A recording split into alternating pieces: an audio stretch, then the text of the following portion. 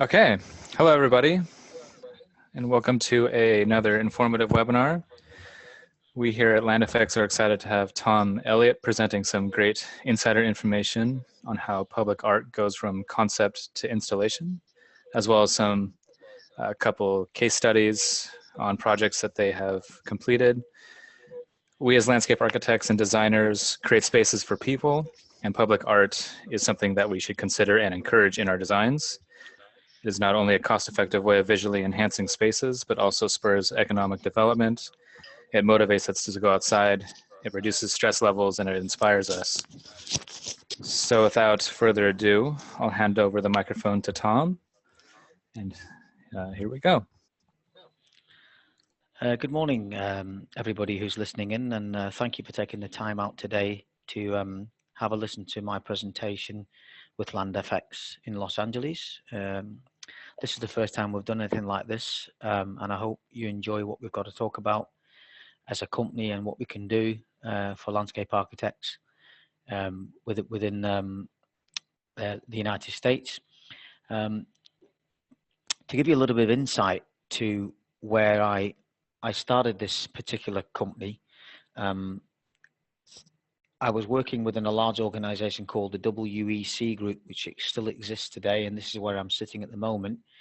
And we had somewhere around 80 staff, and the company was growing and moving in all different directions. And I was looking to bring something new to the table.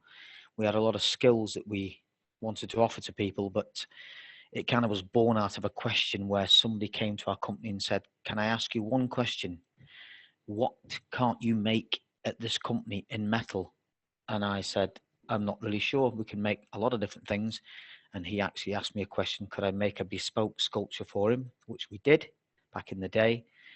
And that's how we came to be. That's where m-tec came from. So things started off slowly as they do.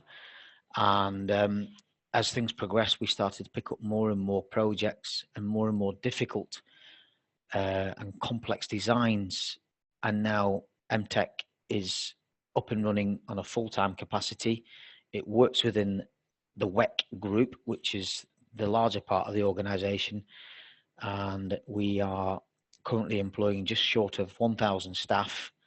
And m-tec falls in that larger company and has a huge amount of capability to undertake public art projects and deliver those projects worldwide.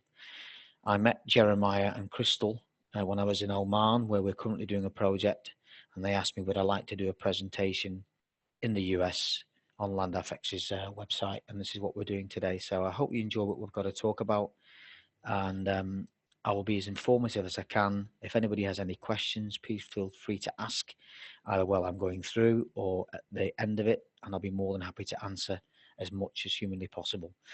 Just before I start the presentation as well, I'd like to let everybody know I will be attending the American Society of Landscape Architects in October. And if anybody wants to come to see us there, we'll be getting our stand number and we can issue that information through LandFX later on. If somebody wants to do a meet and greet, I'm more than happy to say hi and hello.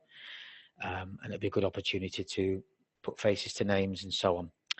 Okay, let me start the presentation off by saying we are m-tec, specialist metal fabricators and consultants. We're based in the UK.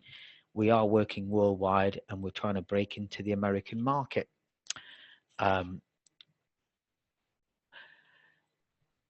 We undertake all sorts of difficult and bespoke types of projects, from public art to architectural metalwork and complex designs. These are generally given to us by architects at a very early concept basis. So we can start off with the simplest of sketches or ideas, and that kind of develops and is grown from this point. From a simple sketch on a piece of paper, a conversation can arrive with us where somebody's looking at possibly embracing a project or starting to talk about a project, and us as a company can develop that idea and take it forward. There's just a couple of images of some of the work that we undertake. Some of the projects are small and some of the projects are quite large. But let's take you through a typical scenario of how things happen at this company. A typical project scenario would be we would be contacted by an artist or an architect with an idea, a drawing, a design, or possibly a concept that may or may be being discussed on a larger project, and they put it under our radar or onto our desks at m-tec and ask us, could we possibly make this particular object? So a typical sort of starting point would be we get provided with an outline design by an artist or an architect.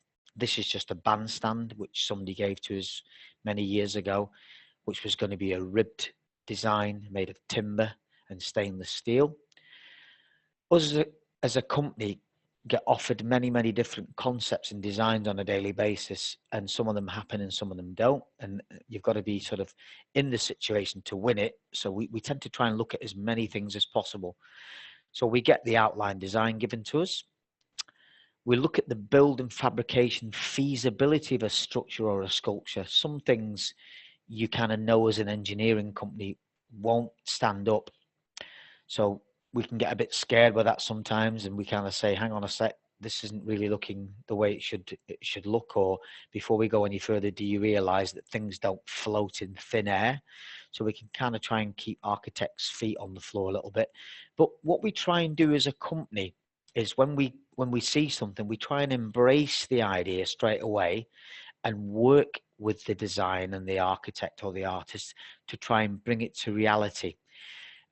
This is the nature of what we do. People have got a good idea, they want to see it come to fruition, so we try as hard as we possibly can to make the idea work. They may have been working on the idea for a while, it may be well received at the other end, but it's only at concept stage. We appreciate that, and we will try and bring the project to reality. Realistic outline costs are prepared if the project looks to be feasible from our initial findings. So we could kind of pull a fictitious figure out of the air and say this project at a glance could be heading in the direction of $50,000 or $100,000 or $1 million. And we try to kind of give people an indicative cost at the early stages to kind of make sure that the project is funded adequately before we kind of get into the nitty-gritty of detailed design.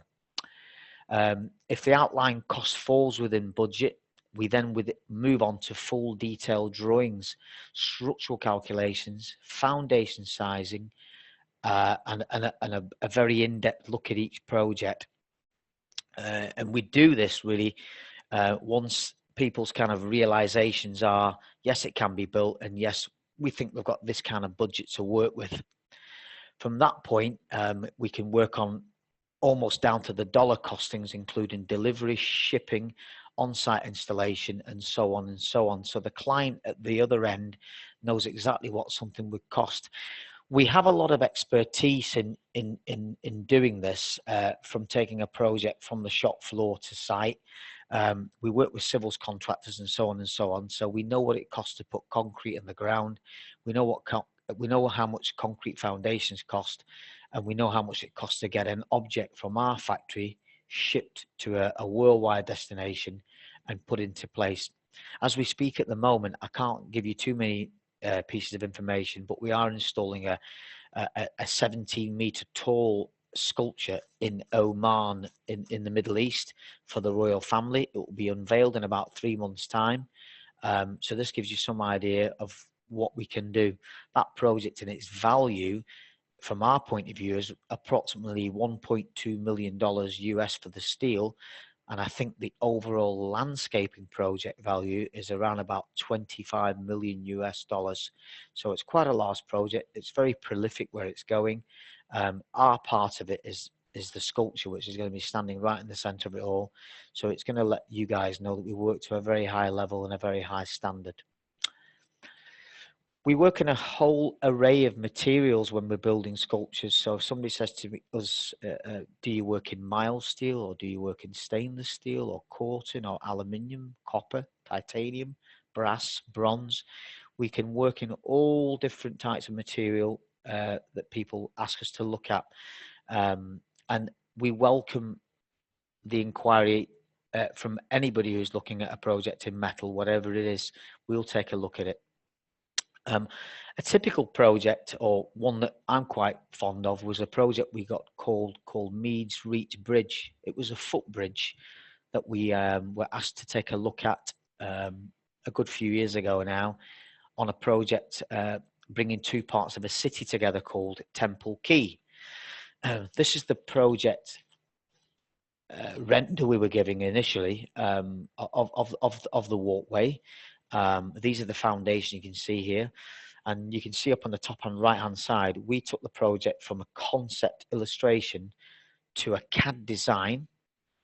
We then were obviously moving forward with the project where it had to be built, so the bridge was actually taken onto our shop floors, assembled in 8 sections.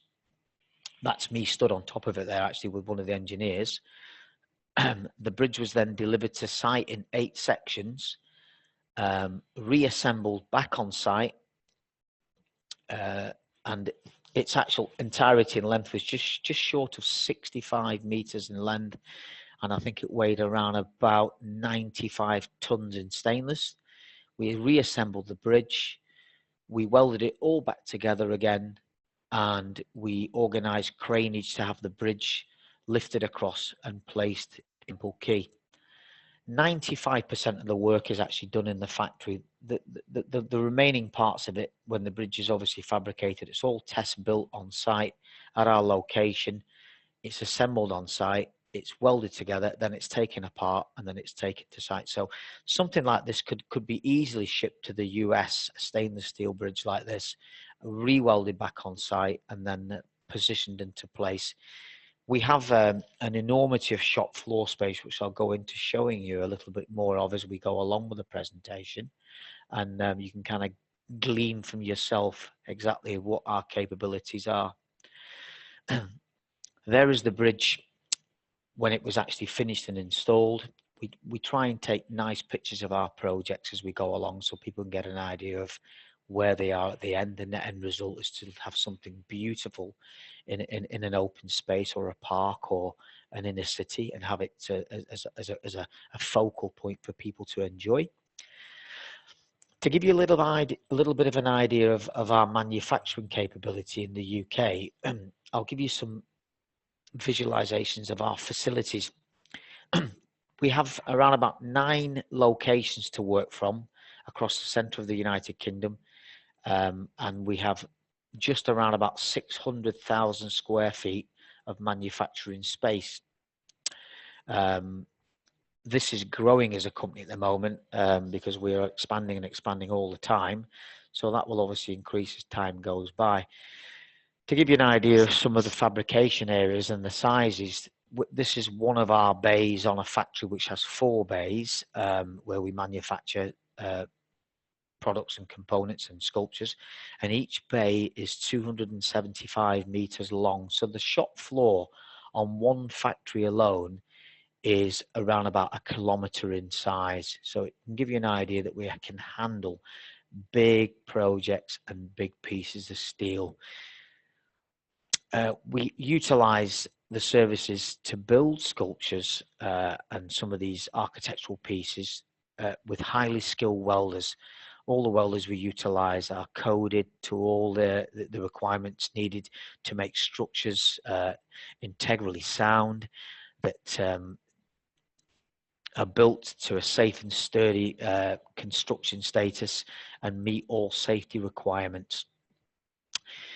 We use automated laser cutting to cut most of our steel today, and as a company we have around about 30 laser machines which are constantly cutting metal for art projects and other engineering requirements. So investment is a big part of this company all the time. It keeps costs at a minimum, and you'll find that something like the Meads Reach Bridge, there was something around about 2,500 perforations in that project, and you could kind of see that laser technology played a big part in fabricating the bridge itself. So this is something we're a big ambassador of: technology, bending technology, laser technology, basically automation to kind of send things out as a kit and then to be built on site or fabricated at the factory. We just do things the modern way, and that's how we progress.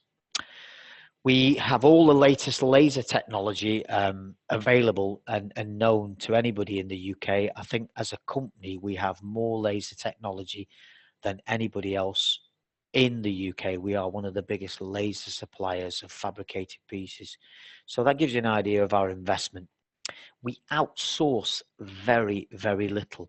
So if an architect was to come to our company with a project, there is a 99% chance that every single part of the project, every component on the project, if it's laser cut, if it's machined, if it's painted or blasted or welded, remains within the control of m-tec at all times. So it's one phone call to make, and everything is basically one-stop shopping, from calculations, designs, and manufacturing. It's all done in-house. Here's a couple of more shots of our shop floors. There's one of the large factories on the bottom left-hand corner there with the 4 bays, which we mentioned before, measure around about 1 kilometre in length. So you can kind of get an idea of the capacity we were able to undertake. Welding and fabrication, we have huge amounts of technology. We work with MIG, TIG, sub-arc, and we work to all the latest British standards. I think they'll probably be as good as anything that's available in America. And if we didn't have an accreditation that was required for a project, because of our capacity and skills that we have here, we'll be able to achieve that accreditation if it's required for UK requirements. So don't worry about the project not being able to come up to specification. If we need to get an accreditation or another badge, as I call it, to build something, we should be able to manage that process fairly easily. We have all the latest bending and rolling and folding equipment to show you how we make some of the sculptures. You can see the Concorde nose there down in the right hand corner is being rolled through our rolling section before we're going to weld it together. Again, we're keeping all the business within the factory, and we'll bend it all in-house and so on and so on. We use robot welders where we need to, minimizing costs to the clients. All the metal profiling can be done, as I mentioned, on lasers, or we can go to water jet. We have our own water jet company, and we do our own CNC punching, flame cutting, plasma cutting, and so on. It lets us do some really, really remarkable designs for clients. And here's the Maharashi design, which we used for a project called the Minaret in London, and I can kind of let you see that project a little bit further down the line. Here's our machining department, which if we have to have any machining done for any of our sculptures where there's got to be bosses and pieces connecting together to a very high degree of accuracy, we have it all in-house, and we utilize these services through the WEC group, again keeping costs down, and it gives us an enormous array of technology to build so many different things. Quality and accreditations, they may be a little bit alien to you guys, but we hold the highest sort of approvals in the UK, which is CE approval and ISO 9001. These are high accreditations to let us work in all manner of different metalwork projects, not just sculptures, but we work in nuclear, aerospace, defense. We work in naval productions, offshore productions, oil and gas. So we can kind of hold our own when it comes to welding sculptures together for sure. So have no fear about something being robust and fit for purpose. We have got the technology at this company to weld something to a super, super high standard. Public art projects are something I'm really proud of being part of, and we've amassed a good array of sculptures along the way. I'll talk through a few, and what I'd like to do as we do that is to give you a little bit of confidence of our skill set in being able to manipulate stainless.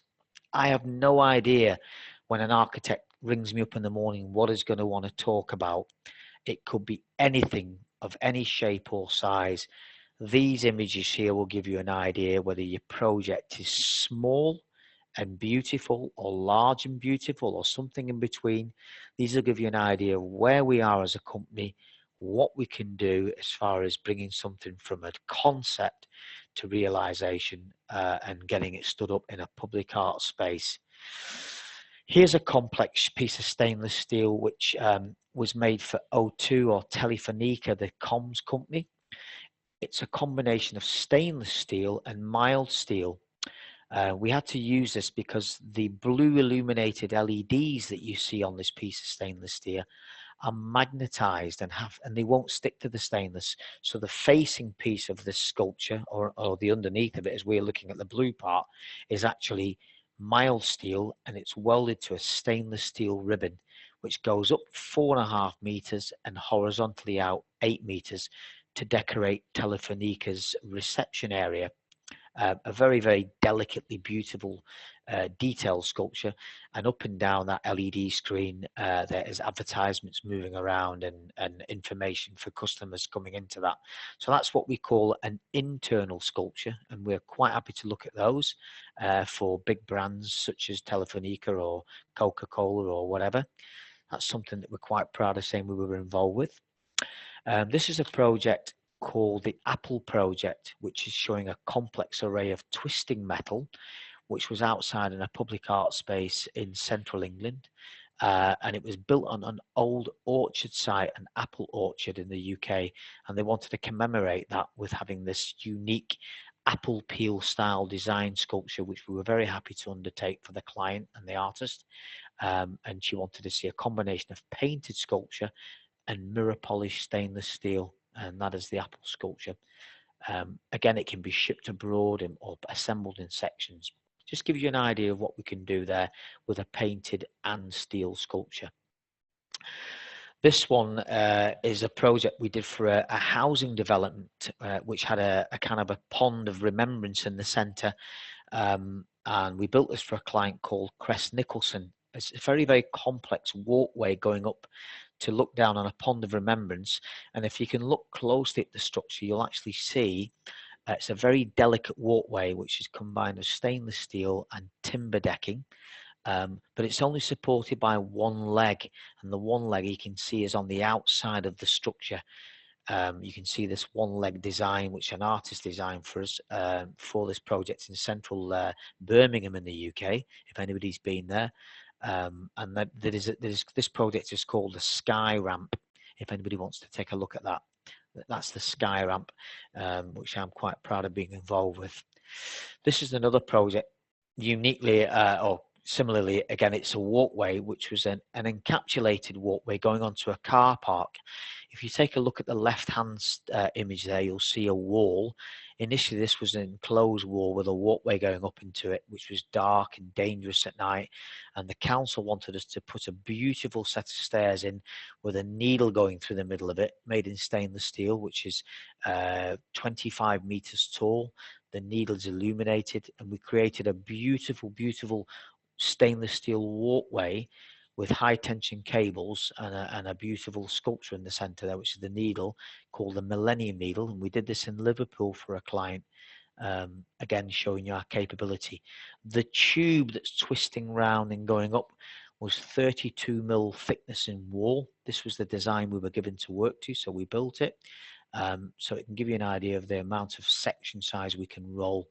Again, a very, very beautiful project and still standing strong today. If you wanted to look at a project where perhaps the client wanted to have a combination of steel and lighting, this project is quite close to our office. It's called the Braid, and the architect had designed an illuminated LED structure with all these braided pieces of steel going down to these granite blocks. This was to commemorate, I was told, in the local area, the history of fabric and material. So all these braided pieces of steel were to take people's history back to the days of the cotton industry, which was quite famous in the Lancashire area. But as an engineering company, we took hold of the project, and it gives you an idea that we can encapsulate or combine lighting with our structures as well. So that gives you something else to think about. This is another project. You guys may have heard of a company in the UK called British Aerospace. This was designed for their armaments division, for a specific brand of that they use for their explosives departments in the UK, and this project is called Starburst, which kind of emulates an explosion in the air of a star exploding. This was designed by the client themselves. They sent us the drawings, and those spikes you see on the end are 1.5 meters long, and they're milled out of solid stainless steel bar to a fine point, and then they're screwed into the ball at the end, and they're going onto a huge piece of arcing steel. So it's more of an art type of sculpture, or what we call a gate guardian or an entrance guardian for a brand. So if you wanted to work with a brand and you wanted to build a sculpture around a brand such as British Aerospace, or as I mentioned before, McDonald's or Coca-Cola or something like this, and you guys wanted to put a sculpture outside one of these larger companies, we're capable of doing this kind of thing as well, and working to a very fine detail. This project is called the Trinity Mirror, where a client came on to us and said we wanted to emulate the history of a town and have it reflecting on a large sculpture which is similar to the church steeple in the background. But we want to do it as if the church steeple is inverted. I don't know why they had this idea, but the idea, or the kind of guys that we were given to work with, was they wanted to have the history of the town written on the ground in reverse. And then when people looked at the mirror, or the mirror polished stainless steel, they would be able to read the history of what went on in this particular town itself. So that's kind of showing you a little bit about the history of a location. It's reflecting onto mirror polished stainless steel. Those sections of stainless steel are 11 meters long. They're not jointed in any way. They're one piece of steel. And we cut those on our laser beds, which we can cut up to 20 meters in one continuous length of steel. If somebody's got a project where they don't want to see joints on metal, they can have a beautifully polished piece of steel up to 20 meters or 60 feet tall. And we would just weld it all down the sides of those, giving you a beautiful mirrored sculpture. And again, going back to our technology, this is we utilize our own in-house technology to achieve this result. This is the project I mentioned before with the Maharashi type of laser cutting on it outside. It's called the minaret. It was placed in a prolific location in London, which is a large following of the Asian community, and it has gone outside one of their churches. It is just below 33 meters in length. It has 100 LED lights inside it, and when it's illuminated at night, it's an absolutely beautiful sculpture. I'm hoping to do more of this kind of thing when we work in the Middle East. It's very indicative of what they kind of go for. So this is the kind of technology we can obviously, this is the kind of sculptures we can work with our technology. And as you can see there, it's a very, very beautiful detailed laser cutting that we've done for the client, and you can kind of have that scenario put on anything you may have an idea for in the US. If somebody wants a bespoke bench that's twisting and turning and turning and twisting in all sorts of different shapes, this is a project we did for somebody called the ITV, which is your equivalent of the what is the American CNN in America. So it was a television company who had a recreational area. We were asked to make this unique, beautiful bench to go outside, and there she is in a landscaped area for people to enjoy. I've recently delivered a project to South Africa, which is a world globe, which has gone outside a world university. So we're capable of working with these kind of sculptures. Again, it's been shipped abroad. It's driven on a motor and turns round every hour. It's tilted at a 23.5 degree axis, as is the Earth. And this is the client with myself. This is me on the left. This is the client on the right. And we delivered that project last year. If you look on the left-hand side, you'll see the location in Africa where it's gone. It's gone to Uyu in Nigeria. And again, it kind of demonstrates the fact that we can make a sculpture and send it to across to the other side of the world and deliver it and place it for the client. a little project we've been building.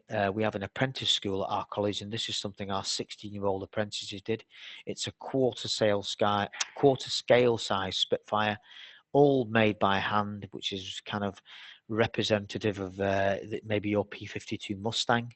We can kind of do these kind of beautiful sculptures and manipulate the steel by hand and give you a fairly good representation. So if you know a local airport that's looking for a sculpture or an aeroplane, give us a call. Canopies, this is a project we took to a chemistry company in Cambridge in the UK, and this is a canopy for their staff to enjoy outside. In the summertime, the electronic blinds come out and keep the staff cool and in the shade, and when it's a bit cooler they can pull the blinds in, and it's just a very, very nice architectural piece of steel which has a bit of form and function for people to enjoy. If anybody recognizes that, it is a Concorde nose from a real Concorde jet. We have a client who acquired it, I don't know how, and he asked me to make him a support structure for the sculpture itself. It's a very beautiful piece, and it's sitting on a bearing, and you can rotate it round with your finger if you want to. It weighs 9.5 tons. It's 9.5 meters long and about 7 meters tall. It is a beautiful sculpture. I think somebody's going to enjoy that themselves one day. It's going to be possibly sold to a private client. I'm very proud of being part of that project. Just to give you some idea, we can work with very delicate jobs as well. Wind shelters that rotate in the wind. It's a Windvane that's people sit on the bench down on the right hand side, and the wind blows and it rotates you 180 degrees out of the wind. We can do things like this for public realm projects. I actually made the lighting columns in the background. Those lighting columns were a unique column called the iconic lighting column, and we made them all out of stainless steel. The sculpture itself, or the wind shelter, is made out of duplex. That is the render we were giving initially by the client, or the drawing to work with, and we took that from concept to creation.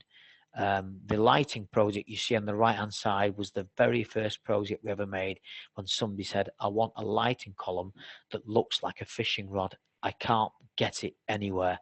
And we designed that project and had it installed in about a month, and that's where the kind of m-tec all started from. And number 2 on its side there, representing a love heart on a reflective base. Another nice sculpture somebody asked us to look at, unique in itself, painted and polished stainless steel.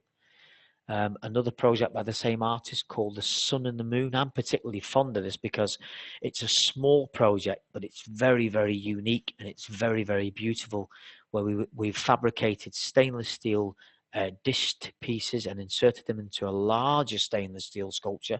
One side is mirror polished, which you'll see on the top left, and on the bottom right hand side it's a combination of blasted stainless steel. We blast this with glass bead to make it go dull, and we keep the dished ends perfectly bright and polished, so you get this beautiful sculpture called The Sun and the Moon, and that one's in Scotland. If somebody needs an art, we can do an art sculpture. This was opened by Prince Harry last year to commemorate 100 years of World War I in Folkestone. It's a 14-meter tall arch with an encapsulation of LED lights in there to commemorate all the people who sadly passed away in the war effort. As a company, we are looking to break into worldwide markets, so we are looking to talk to people like yourselves in the US, and we're capable of exporting these projects worldwide, such as the UU globe there, which you can see in Nigeria. So our kind of main emphasis today is to break into the markets with UK architects and landscape architects, and I would love anybody who's listening in today to possibly give us a call, if not now or in the future, and let us start talking to you about your projects you may have coming up, or ideas you may have or had in the past that you couldn't find somebody to make or undertake, and give us the opportunity to possibly quote your future projects. That kind of concludes the slideshow from this point, and thank you for listening in. And I'll be happy to take any questions from anybody at this point. Okay, Tom. Yeah, we had a couple of questions, and then I have a couple of myself. Alrighty. So Dan asked, from a lead perspective, which is the leadership in energy and environmental design, do you or have you considered work with remote manufacturers to be in conformance with material source at basically distance requirements? So would you be willing to work with, I guess, localized resources for projects that would be at a distance? I think that's an interesting point at the moment. It depends if the actual person who we would be talking to has the skills and capability of working with the complex shapes. It would obviously, from my point of view, really, I think the architect who is maybe making the inquiry may just be maybe want to make the call locally then and deal with somebody kind of on in the US rather than speaking to somebody like us. The problem has been solved, you know. So I'm not really sure where that one's going. But the answer is, if it was a collaboration of using our expertise and assisting with a project and we could work with a client across there, yeah, of course, you know, without any doubt. Yeah, absolutely. Yeah, so that's more of a conversation to be had between you and the actual designer. Yeah. Okay. And then Tamra Lahuta asked that she already has an artist that she works with, and she wants to know if she can have m-tec work with him to fabricate his creations, basically so that they uphold to your high standard of construction. This is the perfect scenario where we have an artist who is looking to find somebody like us to embrace a project which they may be afraid of giving to some possible metal manufacturer or a fabricator, and they're not really sure if they're capable of doing it. This is what we love. We love these referrals where an architect has got an artist and they're looking to find somebody. We will gladly work with that kind of client all day long. Excellent. Okay, and then I just wanted to know a little bit more about budgeting situations. Have you ever been in a situation where the client had a set budget for an art project, but you felt that the site deserved a larger budget for a sculpture, and were you able to maybe sway the client to expand that budget? I think in answer to that question, I'm gonna have to say no. I've been in a situation where I've had a client who wants to build a project, but it's going to cost too much, possibly in stainless steel. And we've said to them, look, we can do this project in mild steel, and it's going to save you the money you need to get the project realized. So you can kind of go for a mild galvanized version of the stainless version that you want, but we can try and value engineer a job for a client. Sometimes you can do it a couple of different ways. You can reduce the size of the sculpture to get it in budget, or you can change the material, but we try to work within the designated budget for the client. That's what we try and do. And as I say, sometimes when we've been on certain projects, there may be 3 or 4 different pieces on a project. We can reduce the quantity, we can change the material, or we can make it slightly smaller. Okay, so you have your own set of strategies for adhering to the budget. Yeah. Okay. Absolutely, yeah, absolutely. I've just done one I'm doing one at the moment on the shop floor for a client who wanted to put, I think it was a 4-meter disc of stainless steel in Aberdeen. It worked out she could afford only 3 meters, but we can do it. We can do the project in 3 meters, and she's actually happy that we can do it, albeit it's just not as big as she'd like, but she's still happy we can do it. Okay. Yeah. And then also, I was looking for some information on, so you said that you were doing a lot of projects with the Middle East, or looking to do more work with the Middle East. We are currently in, yeah. That's where we're doing a bit of focus. When we were with Jeremiah across in Abu Dhabi, we picked up inquiries from there. We've currently got one of our most elaborate projects being installed this week. We have a condition where we have had to sign non-disclosure at the moment until the project is finished and everybody's seen it and they've had an official opening. And that project will be going outside the Royal Opera House in Oman, which is a fabulous location. It's a fabulous sculpture. It's a water feature sculpture. There's 75 jets of water coming out of this thing. It's one of the most complex pieces we've ever made. And we're hoping to grow that kind of business in the UAE, but we want to break into the Western markets in the US and so on, you know. Yeah, I'm excited to see that project. So when working in hotter climate areas, you do use a lot of steel. Are there any considerations that you have when it comes to working in an area that would be basically a heat trap for steel, and also it being a very highly reflective material? Yes, I'll answer that question. We've had a project where the client is concerned about reflectivity because of the sun, and we've actually been brought in as a phase 2 supplier. If anybody goes onto the internet, they'll look at there's a new train station being revamped in the UK called Birmingham New Street.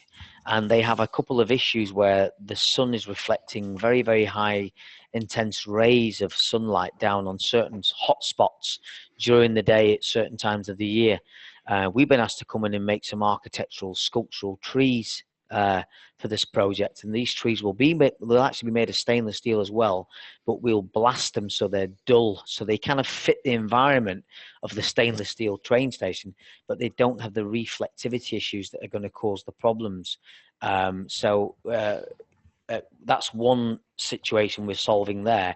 We have another situation where you have to use certain grades of stainless steel on certain environments. Most inland environments that are away from the sea, everybody will be happy to work with a 316 grade stainless steel, and it's more than adequate to do the job.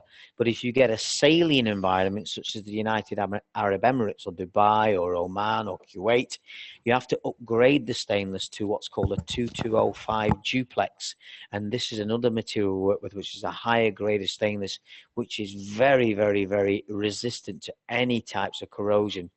It is a little bit more expensive to buy, but the caveat with this particular material is it is a higher tensile strength than 316. So what people kind of tend to get is cost you a bit more for the material, but we can downsize the thicknesses because we can offer more integral strength of the structure because of its inherent tensile strength academics. So this kind of takes the pain away a little bit of working with the higher grade of stainless.